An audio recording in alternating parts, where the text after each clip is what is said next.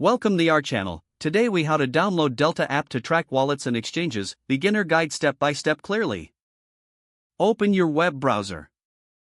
Go to the official Delta app website. Look for the download section. Choose the version compatible with your device. If you are using an iPhone, click on the App Store link. If you are using an Android device, click on the Google Play Store link. Click on the download button. Wait for the app to finish downloading.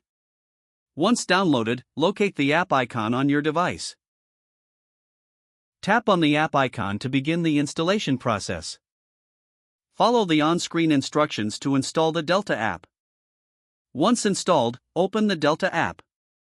You may be prompted to create an account or log in. If you are a new user, select the option to create an account. Fill in the required information to register. If you already have an account, enter your login credentials. After logging in, take a moment to explore the app interface. Locate the wallet tracking section within the app.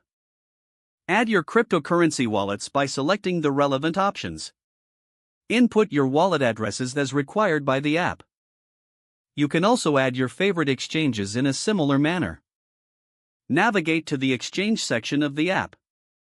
Select the exchanges you use frequently. Input your account details for each exchange to enable tracking. Review the information you've entered to ensure accuracy.